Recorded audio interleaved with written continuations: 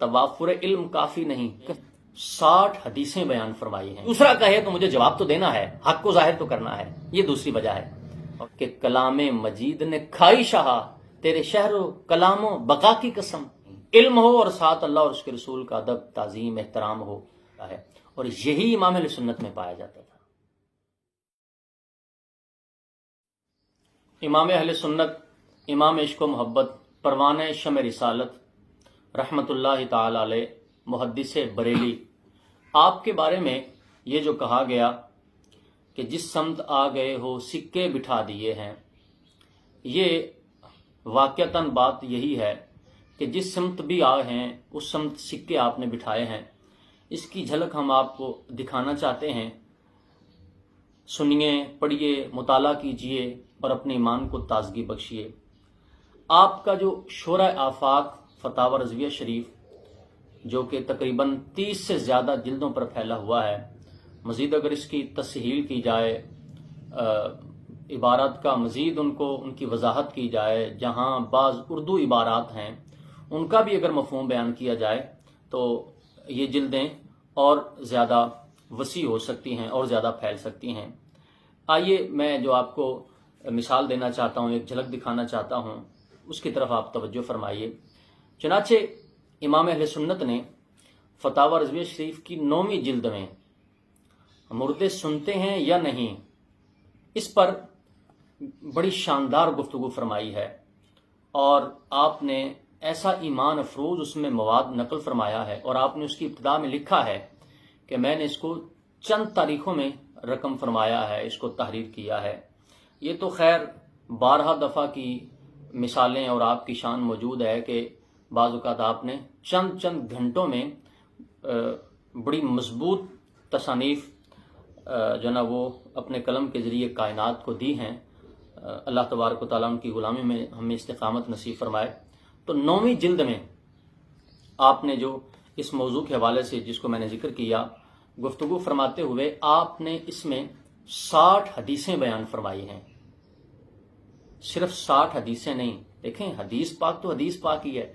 ایک بھی اپنے موضوع کو ثابت کرے تو ظاہر ہے مستدل کی حیثیت رکھتی ہے، اس کی اہمیت ہے، لیکن بہرحال بات کو پختہ کرنے کے لیے، واضح کرنے کے لیے، معاندین اور منکرین پر معاملے کو مضبوط کرنے کے لیے 60 حدیثیں بیان فرمائی ہیں۔ اس میں سے ایک حدیث کے ضمن میں جو آپ نے روایت بیان فرمائی ہے، میں اس کو آپ کے سامنے بیان کرنا چاہتا ہوں۔ ایک دو آپ کی تحریر کی مثالیں آپ اور بھی میں دوں گا، اور آپ کی جو تحریر ہے اور آپ کا جو علم ہے اور پھر ہم کافیہ اور جو الفاظ ہیں وہ طبیعت کو خوش کرنے والے ہیں، اور صرف طبیعت کو خوش نہیں کرتے، بعض اوقات ہو سکتا ہے کوئی یہ کبھی صرف طبیعت کو خوش کرتے ہیں، نہیں، یہاں تو غیر بھی کہتے ہیں کہ بابے کا فتح رضیہ پڑھ کے دیکھو۔ حدیث نمبر 38 میں آپ نے تتمہ حدیث کے نام سے اس روایت کو مکمل فرمایا۔ عطاف کہتے ہیں میری خالہ مجھ سے بیان کرتی تھی، میں بے ہی لفظ پڑھ کے سنا رہا ہوں تاکہ آپ اس کو سن سکیں اور سمجھ سکیں۔ 9ویں جلد ہے، صفحہ نمبر 722 اور 23 پر، کچھ حصہ اس کا 722 پر ہے، کچھ حصہ 723 پر ہے۔ یہ جو پوری کتاب اور رسالہ ہے، بالخصوص جس کا نام امام اہل سنت نے اس وقت کی تاریخ کے لحاظ سے رکھا تھا، یہ مطالعہ کرنے کے قابل ہے۔ اس کا نام ہے حیات المواد فی بیان سماع الاموات، جس کا معنی اور مفہوم یہ ہے بے جان کی زندگی مردوں کی سماعت کے بیان میں۔ تو اس میں آپ نے اس بات کو ذکر فرمایا، 9ویں جلد میں آئیے۔ عطاف کہتے ہیں میری خالہ مجھ سے بیان کرتی تھیں، میں ایک بار زیارت قبور شہداء کو گئی، میرے ساتھ دو لڑکوں کے سوا کوئی نہ تھا جو میری سواری کا جانور تھامے تھے۔ میں نے مزارات پر سلام کیا، جواب سلام میں آواز آئی، جواب سنتی ہوں اور آواز آئی کہ واللہ انا نعرفکم کما یعرف بعضنا بعضا، یعنی معنی یہ ہے خدا کی قسم تم لوگوں کو ایسا پہچانتے ہیں جیسا آپس میں ایک دوسرے کو پہچانتے ہیں۔ یہ کہتی ہیں کہ میرے بدن کے بال کھڑے ہو گئے، سوار ہوئی اور واپس آئی۔ مستدرک حاکم کی یہ روایت ہے۔ اسی طریقے سے یہاں جو ایک بڑی جسے کہتے ہیں نا کہ طبیعت کے اندر جلا بخشنے والی بات ہے، وہ یہ ہے کہ آپ نے اس میں تقریباً 60 حدیثیں بیان کی ہیں، 200 قول بیان کیے ہیں مختلف علماء کے قول، اور مختلف علماء سے مراد یہ نہیں ہے کوئی اس صدی کے، پچھلی صدی کے، یا کوئی 200-400 صدیاں پہلے کے، نہیں، اس میں کچھ اقوال وہ ہیں کہ جو صحابہ کرام کے اقوال ہیں، تابعین تبع تابعین کے اقوال ہیں، اور ان کے اقوال ذکر فرما کے اس بات کو واضح فرمایا ہے کہ مردے سنتے ہیں۔ اور یہاں تقریباً اقوال نقل فرمانے کے بعد آپ نے جو جملے لکھے ہیں، میں تنبیہ کے نام سے میں وہ بین ہی وہ جملے پڑھنا چاہوں گا تاکہ آپ حضرات سنیں اور ایمان تازہ کریں۔ آپ فرماتے ہیں کہ تنبیہ یعنی تقریباً 200 اقوال، 60 حدیثیں اور روایات بیان کرنے کے بعد آپ لکھتے ہیں صفحہ نمبر 801 پر، آپ فرماتے ہیں ناظر گمان نہ کرے کہ ہمارے تمام دلائل بس اسی قدر، بلکہ جو نقل نہ کیا وہ بیشتر و اکثر۔ پھر فقیر نے اس رسالے میں یہ التزام بھی رکھا کہ جو آثار و احادیث و اقوال علماء قدیم اور حدیث خاص حضور پر نور سید عالم حی باقی روح مجسم صلی اللہ علیہ وسلم کی حیات عالی و علم عظیم و سمع جلیل و بصر کریم میں وارد ہوئے، انہیں ذکر نہ کرے 3 وجہوں سے، یعنی ان کو 3 وجہوں سے ذکر نہیں فرمایا۔ اب یہ وجہ کیا ہے سنیے گا ذرا، اور آپ امام علیہ سنت کے عشق کو ملاحظہ فرمائیں کہ آپ کیوں نہیں اس کو ذکر فرما رہے اور کیا چیزیں آپ کے پیش نظر ہیں۔ اولاً فرماتے ہیں مسلمانوں پر نیک گمان کے خاص حضور اقدس صلی اللہ علیہ وسلم کو کوئی کلمہ گو مثل سارے اموات نہ جانے گا، یعنی کلمہ گو یہ تصور نہیں کر سکتا کہ حضور بھی بقیہ اموات اور بقیہ مردوں کی طرح یا بقیہ جو لوگ قبر میں جاتے ہیں ان کی طرح ہیں، یہ گمان نہیں کرے گا۔ پھر فرماتے ہیں ارباب طائفہ کے ارواح موتا کو جماعت سمجھتے ہیں، شاید یہاں اس کلمہ مبغوضہ سے انہیں بھی احتراز ہو، الفاظ ہیں نا، سبحان اللہ۔ اور معاذ اللہ، اب سنیے گا ذرا جملہ سنیے گا،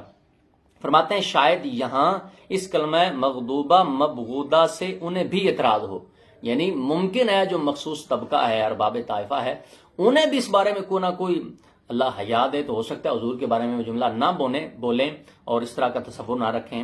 اور پھر آگے فرماتے ہیں اور معاذ اللہ جس سے نہ ہو تو استغفر اللہ، یعنی معاذ اللہ اگر جس کو یہ نہ سمجھ بوجھ ہو کہ وہ حضور کے بارے میں بھی یہ جملہ بول دے تو پھر وہاں کہتے ہیں استغفر اللہ۔ جملہ دوبارہ سنیے، اور معاذ اللہ جس سے نہ ہو تو استغفر اللہ۔ اچھا، آگے جو الفاظ ہیں 5-7 یا ایک لائن ہے وہ قابل توجہ، فرماتے ہیں ایسا شقی لئیم، شقی بمانا بدبخت، لئیم بمانا کمینے کے معنی میں آتا ہے، فرماتے ہیں ایسا شقی لئیم قابل کلام و خطاب نہیں بلکہ اس کا جواب اللہ کا عذاب،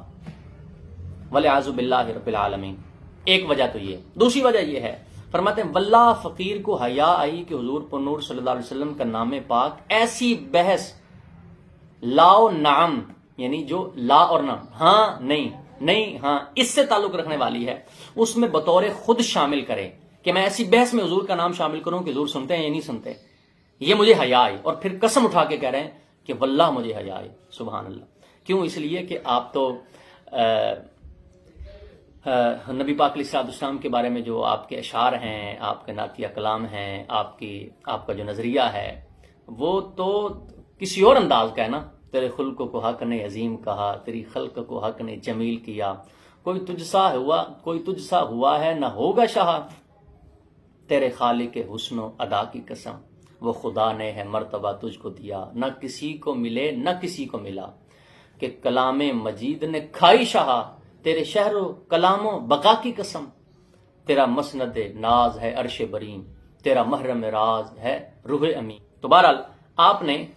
جو اس کے حضور کے بارے میں جو یہ اشعار لکھے ہیں تو ظاہر ہے کہاں تصور کیا جا سکتا ہے کہ نبی پاک علیہ السلام کے بارے میں ایسا کہیں۔ فرماتے ہیں فقیر کو حیا آئی کہ نبی پاک علیہ السلام کا نام ایسی بحث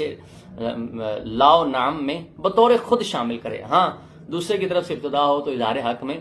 مجبوری ہے، کوئی دوسرا کہے تو مجھے جواب تو دینا ہے، حق کو ظاہر تو کرنا ہے، یہ دوسری وجہ ہے۔ اور تیسری، وہاں دلائل کی وہ کثرت کہ نطاق نطق بیان سے عاجز، پھر انہی اقوال پر قناعت بس کہ جس سرکار کے غلام ایسے العظمت للہ، اس کا پوچھنا کیا ہے،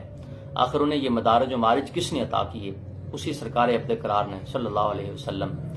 آگے فرماتے ہیں سیدی و مولایا الغوث العظم والحمد للہ رب العالمین۔ بہرحال یہ نبی پاک علیہ الصلوۃ والسلام کی شان اور حضور کے غلام امام احمد رضا خان علیہ رحمۃ الرحمان، آپ کا یہ علم اور آپ کی یہ علو مرتبت اور آپ کی رفت ہے۔ یہاں یہ کہنا ضروری سمجھتا ہوں کہ توافر علم کافی نہیں، کثرت علم کافی نہیں، علم ہو اور ساتھ اللہ اور اس کے رسول کا ادب، تعظیم، احترام ہو، اللہ والوں کا ادب ہو، یہی فائدہ دیتا ہے، اور یہی امام اہل سنت میں پایا جاتا تھا۔